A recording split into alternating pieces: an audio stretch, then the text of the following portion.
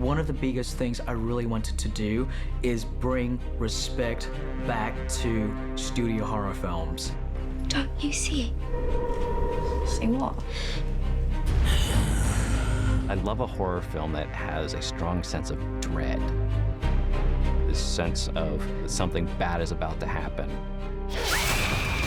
There's craftsmanship and an art form in it, and I think it's time we bring that back.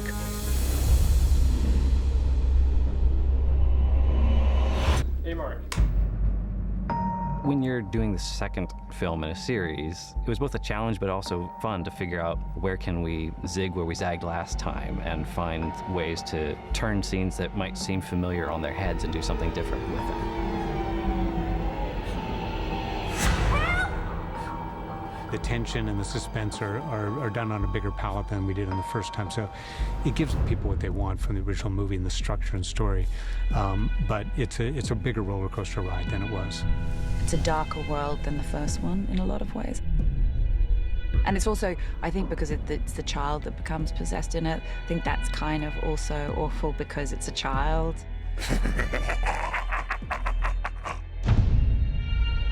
The Enfield case was a very natural successor to the original Conjuring film. It is certainly one of the best-known examples and the most documented examples of paranormal activity, of supernatural possession. Get back to bed, the lot of you!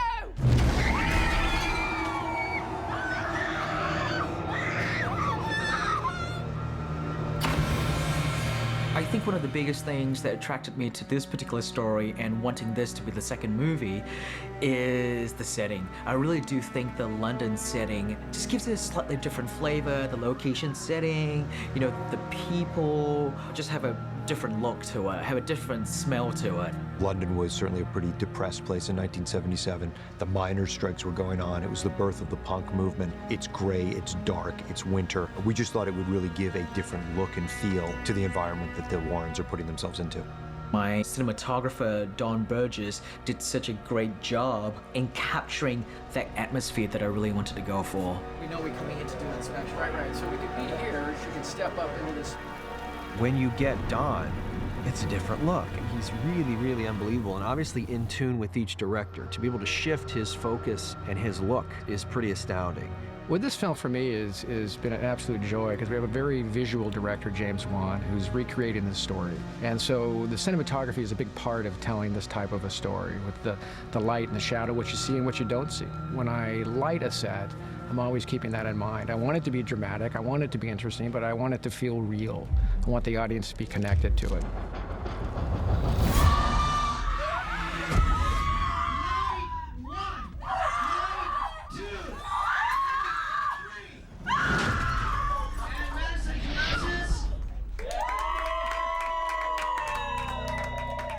James is a master at crafting scares and using the camera to create that sense of foreboding. He uses really long takes. He makes you feel like you're really there in the room with their characters. There's a lot of really long kind of sequences where he'll join 3 scenes and put it in one run.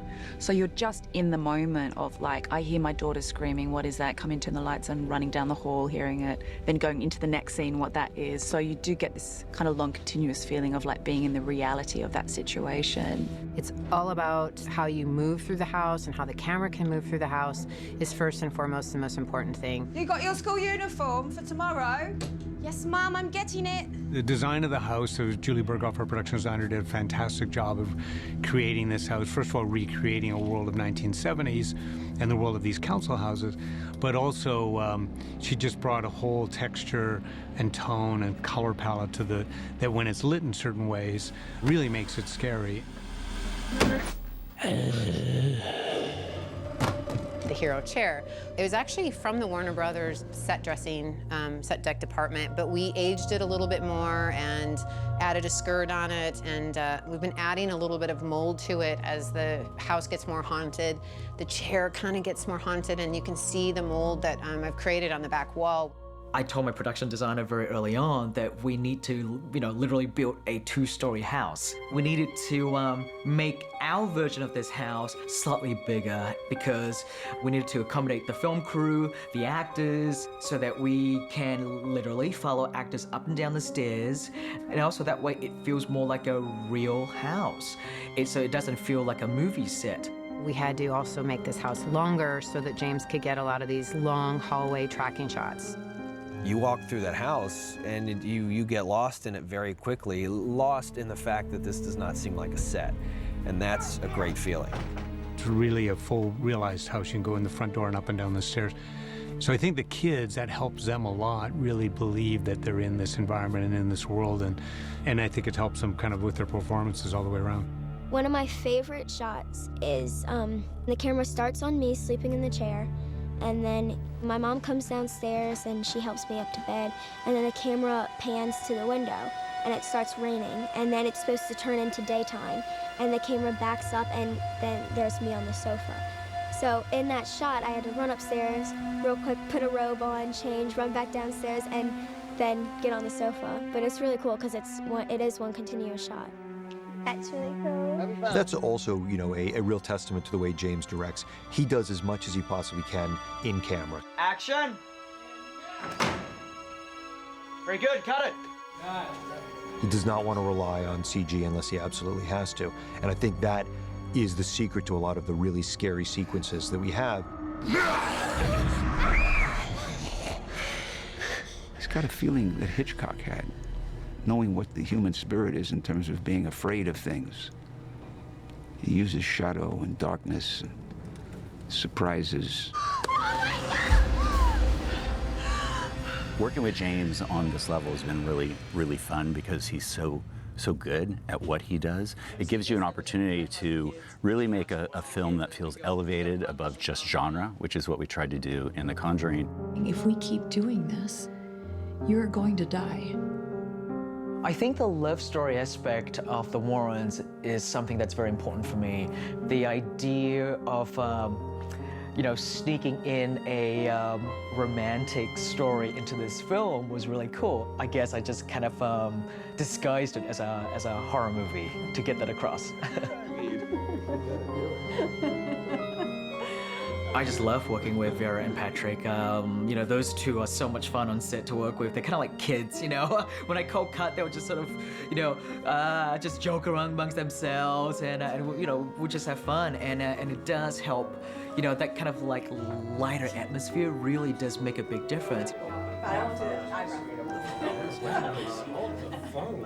You have to balance that negativity. There's a lot of darkness that you're portraying. Lorraine, we're through. It's time to come back.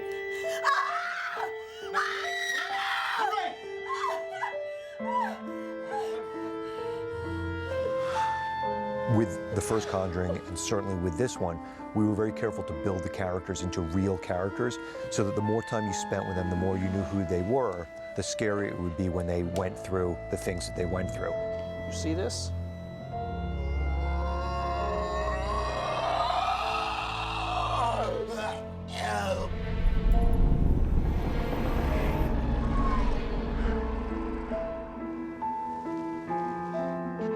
You care for these people that are on this journey, that are living this nightmare, and you're going to be in there and you're going to be rooting for them, and you're going to, you're going to hope it all ends well.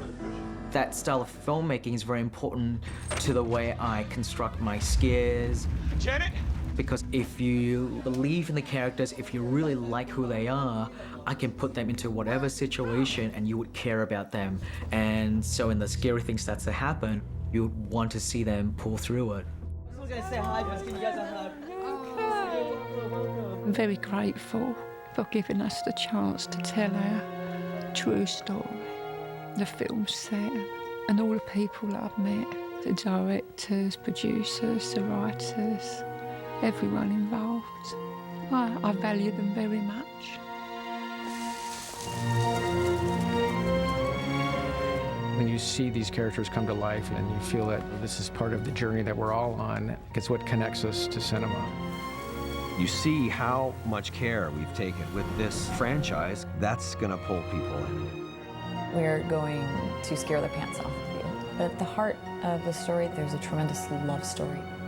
Makes it so beautiful, yeah. We all had to work very hard to really live up to the bars that were set by the first one. That's kind of the things that you need to do as a filmmaker.